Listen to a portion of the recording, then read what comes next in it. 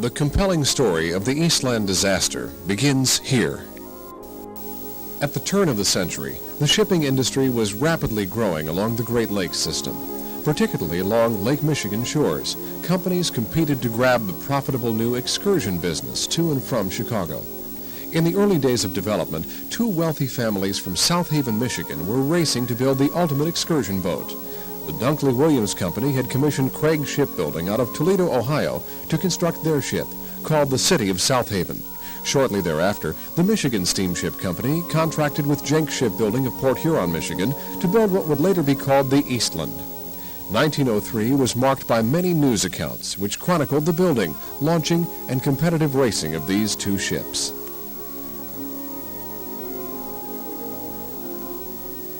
The specialty of the Jenks Shipbuilding Company was wooden schooners. Their yards were located on the Black River in east central Michigan.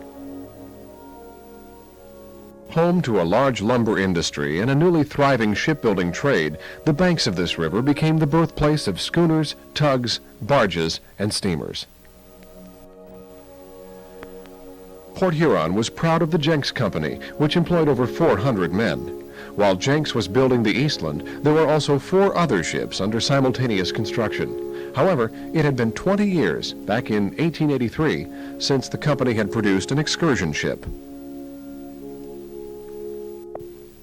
When the wealthy compete to build ships for speed and beauty, you can be sure the end result will be something to behold. The Eastland was the first steamer on the Great Lakes to sport 4 decks. Frank Patsky recalls his grandfather's connection with the fair lady Eastland. We're at the home of Frank Patsky. Frank, can you tell us about your grandfather, what his name was and what he did? His name was Anton Wattier, and he was a blacksmith. He worked as a blacksmith all his life. And how did he have a connection with the Eastland?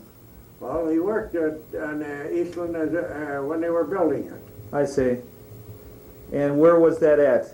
That was over on Black River, just north of 13th Street. Okay. On the north side of the river. At this juncture, on the north side of the Black River, the shipyards bustled with activity. Encompassing about 7 acres, the large yard saw many exciting developments, not the least of which was the launching of the Eastland, witnessed by Mr. Patsky's father.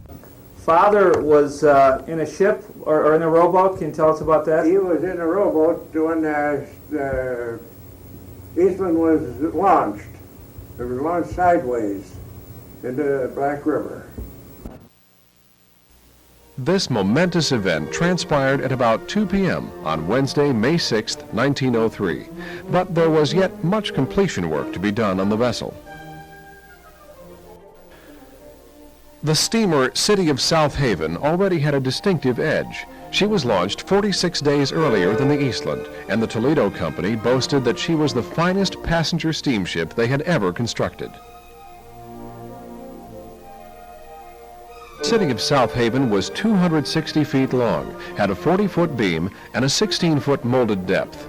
With her construction, builders calculated that the new South Haven to Chicago run would be cut to 4 hours, making her the fastest ship on the lakes. On her maiden voyage home, the palatial steamer made a 15-minute stop in Port Huron to check on Eastland's progress. At this point, the Eastland had not yet been named. Thousands from across the country entered the contest, won by Mrs. Della Reed of South Haven, who received $10 and a free pass for her suggestion of Eastland. Some 3,000 watched the launching as Mrs. J.C. Peru broke the customary champagne bottle on her bow. The Michigan Steamship Company immediately maintained that its steamer was one of the fastest and finest on the lakes. The Eastland was 279 feet long, had a beam of 38 feet, and a depth of 22 feet 8 inches. The first captain of the new steamer would be J.C. Peru. In the months following the May launching, the Jenks Company rallied to put fabulous finishing touches on the new Greyhound of the Lakes. Finally, on July 15th, she was ready to head for home, but rough seas prevented her leaving. So it was on Thursday morning, July 16, 1903, that the so-called Speed Queen of the Lakes left for her new dock in South Haven, Michigan. The intent was for her to run the South Haven-Chicago circuit in opposition to the City of South Haven steamer.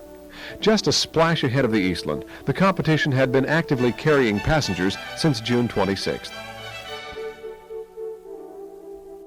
As the Eastland moved out of the Black River into Lake Huron, she had closed the gap between herself and the City of South Haven competitor to only 24 days. Local papers reminded South Haven citizens to give an equally warm welcome to the grand arrival of the new steamer, Eastland. Finally, in the early morning of July 18th, the Eastland was moored at home. She was greeted with special celebrations planned in her honor. Meanwhile, the City of South Haven steamer was already working to establish her sterling reputation for speed. On a trip out of Chicago, old-time champion the Christopher Columbus tried to compete with the new ship, but was left trailing in her wake. Talk of boat racing kept conversations lively. The City of South Haven vessel had already accumulated many wins. But the ultimate race was yet to come, the Eastland versus the City of South Haven. The South Haven's owner was willing to bet $5,000 against the newcomer Eastland. Over 4,000 anxious spectators gathered to watch the start from shore. At the end of the line, it was Eastland by 3.5 minutes. Although the Eastland won that battle, she lost the war for Chicago to South Haven business.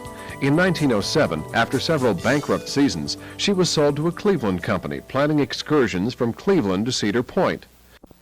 Peace and prosperity contributed to steamers gaining a strong foothold as a major form of American entertainment along the Great Lakes. In her new Lake Erie home, the Eastland began regular trips to and from the Cedar Point amusement park.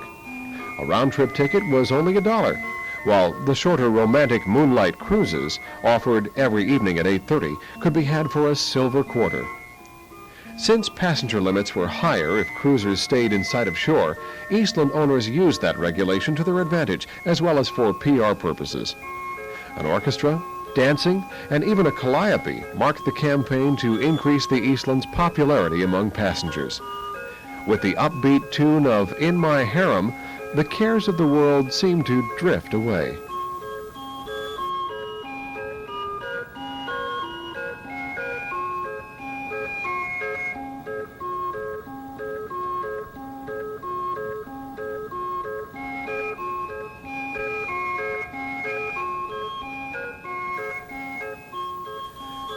With other ships experiencing an economic boom, the Eastland's former troubles came back to haunt her. Amid rumors questioning the safety of her 100-mile daily route, business dropped markedly. As a public relations move, orphans were offered guest rides. Passenger counts became so troublesome that the owners offered a $5,000 challenge to any expert who could prove the Eastland unsafe.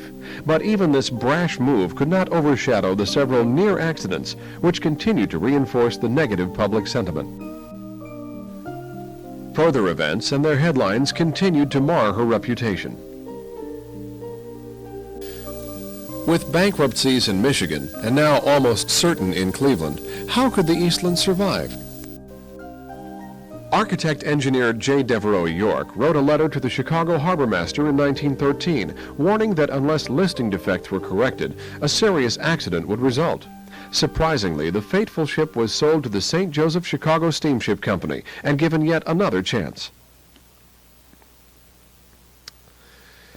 Here, at the Western Electric, a major Chicago communications division, plans were being laid for the annual company picnic, a lake excursion which would require the charter of 5 large steamships.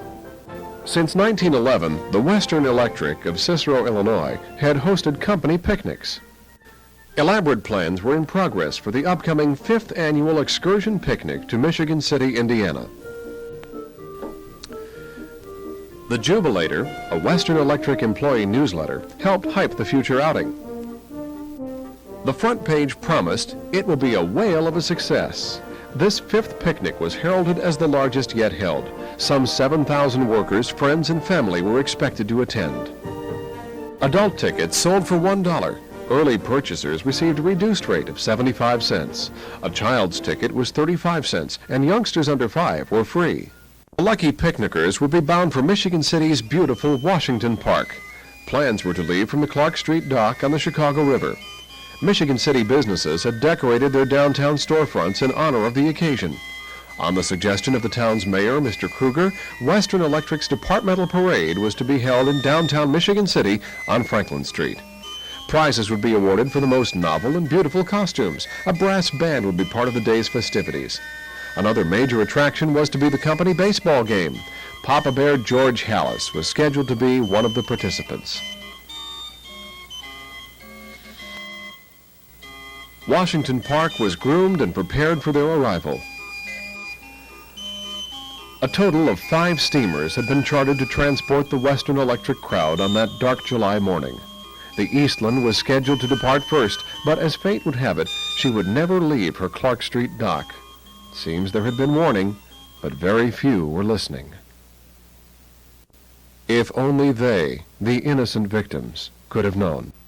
Passengers began to board about 7 a.m. on Saturday morning, July 24th, 1915. The day broke with a misty rain, but that didn't seem to discourage the happy picnickers. The red-bricked Reed Murdoch building on the north side of the river towered over the impending disaster. As the clock ticked toward destiny, the Eastland began to list, hopelessly, to port. Sometime between 7:30 and 7:40, the proud lady slid helplessly on her side and settled over half submerged in the 21-foot depth of the Chicago River. Without collision, explosion, or fire, she simply rolled over. Of the 7,000 people scheduled to depart that day, over 2,500 had packed the ill-fated Eastland. Hundreds were trapped below the decks, while hundreds more were thrown into the river, fighting for their lives. Panic and despair seized the day. As the gruesome scene continued to unfold, the death count grew. It became painfully obvious that this would be the worst loss-of-life disaster the city of Chicago had ever suffered, a horrible distinction which the Eastland holds to this day. In this location, between Clark and LaSalle Streets, along what is now Wacker Drive, the Eastland turned over. With her port side completely immersed, she rested on the muddy river bottom. Mrs. Elsie Brunson was at the dock that day. She and her husband were standing in line when the Eastland capsized. And we started to go on the Eastland, and then my husband said, you want to go on the other boat? He said, this friend of mine is on the other boat. And I said, well, I don't care. And we was going to go on the other boat, and then the darn Eastland tipped over, you know. I see. Yeah. And you were just real close to it when it happened then? Oh, yes. Oh, yes. All you hear is people screaming, you know, and then I wanted to hurry and get home so I could call St. Joe and let my mother, was a widow, you know, with all of 5 kids, and I wanted to call my mother and tell her that I was alive, see? But you know that she had already heard it on a neighbor, her husband had the saloon in St. Joe, and they got the word over there in St. Joe, and then this woman had a telephone. We didn't have a telephone, you know, and she had a telephone, and she got it on her phone, and she run over to my mother and told my mother. My mother said, I won't believe she's alive until I see her. Throngs of people mobbed the riverfront. Many families waited in tearful desperation to see if their loved ones had survived. Inside the ship, rescuers worked feverishly to find and save victims. Elsie Brunson vividly remembers one passenger frantically hoisting a baby to safety. My gosh, that woman handed the baby through that porthole. She thought she was going to drown, you know, and sure. She had that little baby, and I can see that yet. Yes. This view from a nearby building captures the incredible scene. Survivors began to clamber on the exposed starboard side. A flotilla of boats gathered to assist in the rescue efforts. Libby Clusina Ruby, now one of the few living Eastland survivors, remembers vividly the disaster scene and her rescue. How did you come to be on the Eastland that ominous day? My brother-in-law worked for the West Electric Company, and every year they had a picnic for their employees. And of course, this was on July 24th. And so my sister and brother-in-law and I went. My sister was supposed to come too, but she overslept, so we left very early in the morning to get the first ship. The Western Electric Company had chartered 5 boats for the picnic that day. I think so. Do you remember why you chose the Eastland? Oh, yes. We wanted to get there the first. We wanted to get the early boat so that we'd be there. And, of course, the early boat was the Eastland. And so that's the reason we wanted to get down early and get the first boat that left. At what point did you sense that something was wrong? Well, we were on the ship for a little while, not too long, but there were people in the warehouses, and they were watching, of course, as the crowd got on. And then we heard there were some men yelling that she's tipping, and we didn't pay much attention to that. But then there was motion and commotion on the ship, and in a minute it seemed like the chairs, they had folding chairs, and those were, instead of being just where people were sitting, they were folding backward, and then there was an enclosure. It was all glass, and I think that was kept there for if it's inclement weather, that they would be in that section of the ship. Well, then the chairs seemed to be hitting the glass, and I could hear the crackling in the glass and the chairs. And my sister noticed that there were men who were going over the railing, but it was kind of listing at that time. And I don't know, of course I was just watching and bewildered, I guess, and my sister saw this, and I think that she went over this railing, and by that time I had been pushed. It seemed with all the crowd, we were going toward one end, and there was a passageway, and I kind of remember at that time I held onto the camera, but my hand went up this way, and she saw my hand, and she pulled me over to where she was, and then some man or somebody back of me boosted me over, and by that time she was standing upright, and I got over, and then I stood up, and at that time the boat was already on its side. Were you afraid when you were on the ship?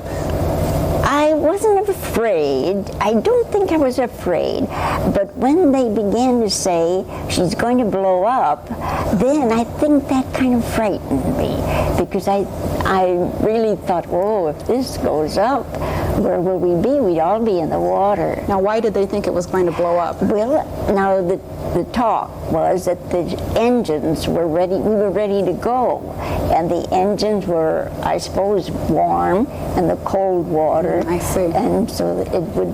That's what we thought and we heard, and so we were. At that time, I think we were afraid. Yes. Was there one particular sight that still stands out in your mind? Yes, I think so. It's very vivid. I remember there was a girl who was she must have had a white dress on, and she was in her underclothes, and her stockings were all cut up, and she was bleeding. Then I saw another man trying to rescue a baby. He had the baby, the little legs were in his hands, and he was shaking the baby like this, trying to get the water, I suppose, out of its lungs or what, I don't know, but I saw that, and those are scenes that I sort of remember to this day. There was so much commotion, and then when we looked down in the portholes, you could see these people, their bewildered eyes and their hands clutching something so that somebody could help. Or how old? I was about 10 when it happened. Yes. In the days following the disaster, what was it like? Well, in those days, when a person passed away, they put, we called it crepes. It was a bowl of a certain color. Maybe if it's a young child or a young person, it'd be a white bowl with flowers, and that was put on the front door of the house. And then, of course, you knew that there was a... So this was a sign that it was that someone had somebody died. had passed away. And if it was an elderly person, it was kind of a lavender ribbon and with the flowers on it.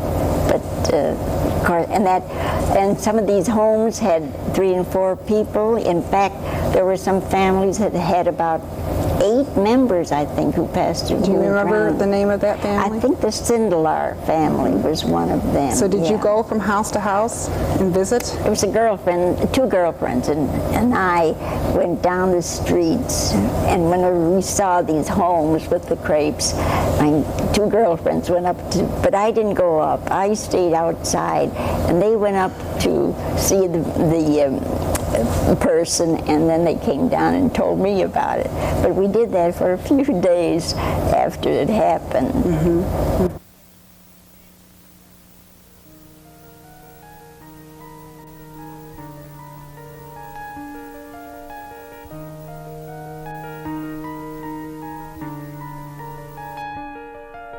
Crowded among the survivors waiting to leave the ship was Emma DeVoe. Her best friend was on the dock and hastily snapped this picture. Years later, Emma still remembers the Eastland. Another survivor, Sophie Wojtowicz, tells her story. Oh, there was a man there that, like I said before, was holding a few of us. But he saw that I had my hand in the porthole, and but he still held on to me. One he was holding by the hair, and the other one by the hair, and he says, "Don't be afraid, the ship is not going any further. It's going to stay there." And you don't. What was the scene outside once you got Oh, out? it was terrible. And the bridge, there was a bridge there across. They were telling the people to get off because they would have another disaster there. Oh. It was caving in. And on each side, cars galore. And then I met a party from the neighborhood. And then when I met this person, then I was safe. The safety of many can be linked to the quick response of small boats on the river. Their rescue efforts were vital. Among the heroes of the Eastland disaster were the divers. These men worked fearlessly and tirelessly to deliver both the living and the dead from a watery grave. This is Elmer Nelson, an iron worker who on that infamous July day was employed nearby. He and a fellow workman rushed to the scene with their acetylene torches in hand. Their skills were sorely needed, since countless victims were trapped in lower decks within the Eastland's steel hull. Mr. Nelson was instructed by firemen to cut openings in the ship's side using his torch. Many escaped death through these seared portals. Others were not as fortunate. Captain Pedersen, in shock, attempted to prevent Mr. Nelson from his appointed task. The police were forced to arrest the captain so that Nelson could continue his efforts. Following 3 straight days and nights of recovery work, Mr. Nelson was sent this letter of gratitude from the Cook County Coroner's Office. It reads, "During the trying hours of the Eastland disaster, there were many of our esteemed citizens who rendered valuable service in rescuing the lives of the Eastland passengers and assisted in taking care of the dead and aided in the identification thereof. From the beginning of time, man never engaged in a more noble purpose than that of protecting, prolonging, and rescuing the lives of his fellow. I have no way of compensating the hundreds of good citizens who rendered valuable service, except to thank them from the bottom of my heart. I, however, take the liberty of presenting you with a little star bearing a cut of the passenger steamship Eastland and an inscription reading, 'Valued Service Rendered.' I trust that you will accept this little token, not for its intrinsic value or worth, but in memory of this terrible of all disasters, which should teach us the lesson of safety first, and of extending to our fellow man kindness, courtesy, and consideration. Respectfully yours, Peter Hoffman." For valued service rendered. Elmer Nelson, a Swedish immigrant who came to this country in 1902, was proud of the contribution he had made in time of need. He often wore the Silver Star, reverently telling the story of the Eastland to family and friends. His selfless response, and that of many other citizens, should be remembered. The people of Cicero also wanted to remember. Published inside this 1916 Bohemian calendar were portraits of those lost to the Eastland, as well as family information and details of the disaster. Mr. Scala lost his wife and 2 children. Sadly, 22 entire families were wiped out by the disaster. 660 immediate families were touched by death. All 7 members of the Sindelar family were drowned. They were buried together, along with a friend who also perished in the disaster. The tragic total was 812 lives lost. Here, the Sindelar family coffins are being transported to the cemetery. Many funeral masses were conducted at St. Mary's Church in Cicero. Name after name in this book of internment remind us of the tragic Eastland statistics, which rank as the worst Great Lakes disaster ever. There were so many dead to be buried that multiple funerals were held in a single service.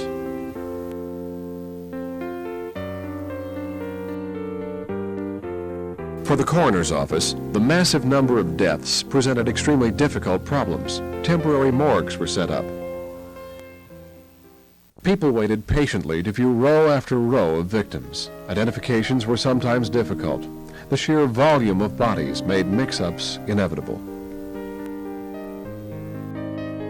812 dead. A special stamp noted the cause. Death notices filled and dominated the newspapers. Repeated trips to wakes and burials became the order of the day. A large percentage of the victims were laid to rest here in the Bohemian Cemetery. Unfortunately, not all of the dead were buried in a timely fashion. Public and private anguish mounted.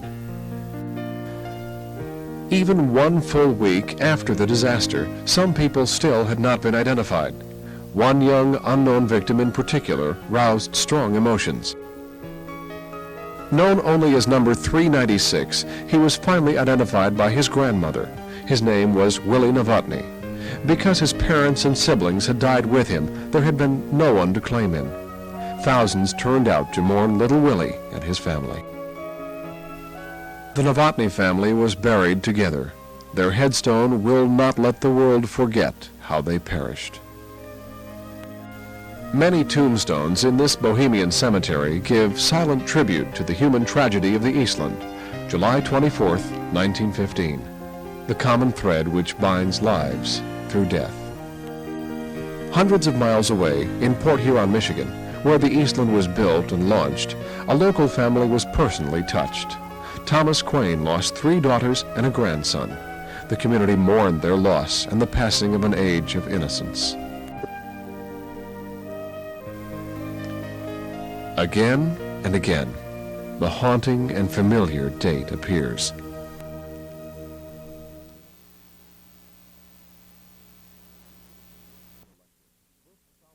On the gates of Western Electric, this solemn reminder was seen.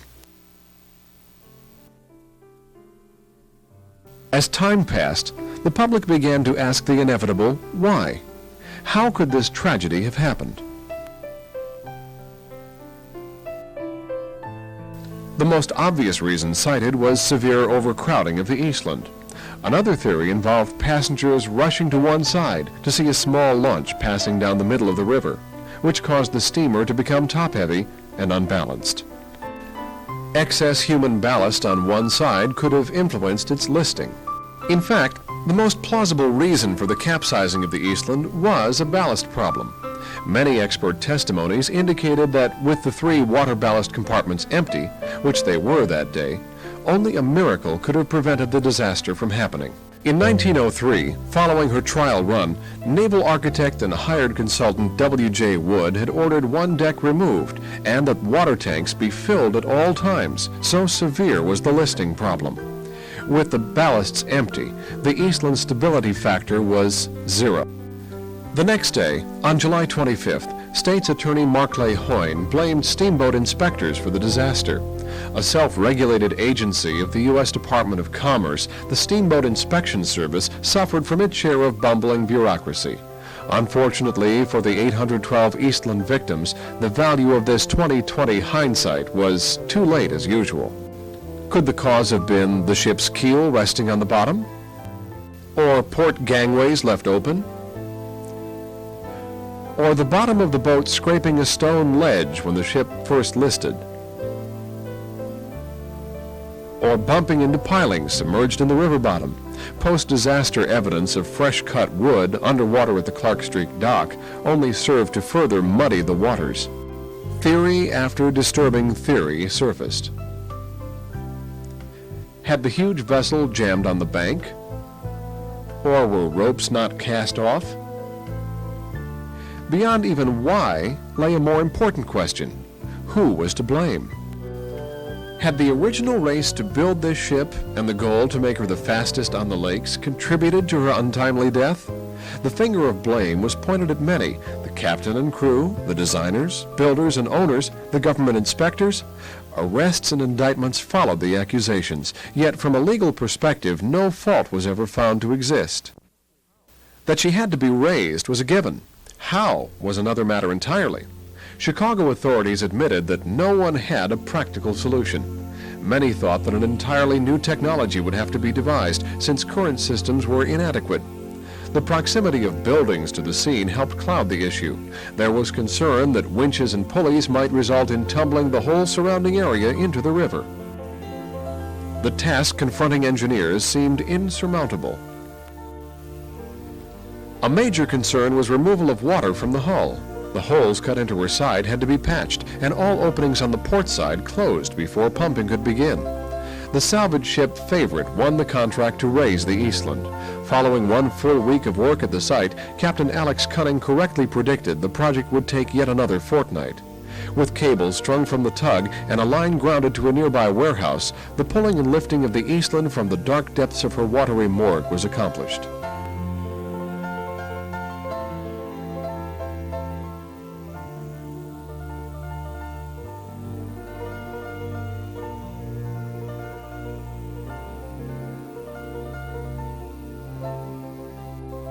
After a long 3 weeks, the Eastland had been righted. Thousands watched the raising from the dock, from surrounding buildings, and even the barges which served as temporary floating morgues. Sometimes, in their fascination and fatigue, they grew desensitized to the grisly details of the task at hand.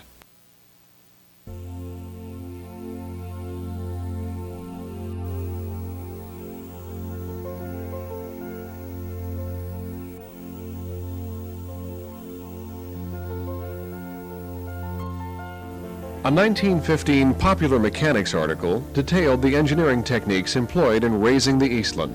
A test case, it was expected that the death ship would right at 45 degrees. Instead, it had to be cranked to almost 70. Once raised, the disposition of the Eastland was in question. The United States Navy stepped in and purchased the once elegant steamer, saving her from certain scrap. A major renovation of design would have to be wrought to avoid a repeat of the horrendous disaster.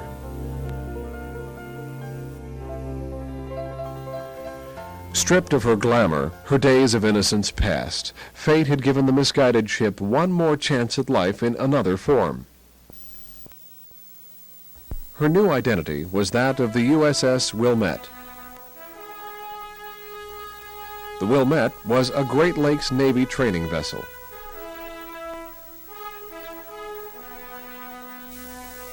One of her unique missions involved a Lake Michigan rendezvous with a German submarine. In a practice exercise, the Wilmette fired 13 shots. 10 volleys found their target, sinking a German war relic to the bottom of the deep. In 1946, after nearly 30 years of service, the Wilmette was decommissioned and sold for scrap.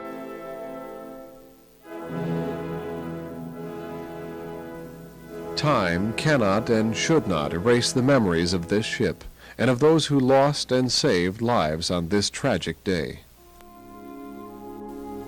On the 75th anniversary of the Eastland disaster, the Cicero Historical Society was at the site to remember those who had perished. Libby Ruby, one of the few remaining survivors, ponders the familiar scene overlooking the Chicago River. Mrs. Ruby was present in 1989 when the city unveiled a memorial plaque commemorating the gripping reality of life's fragility.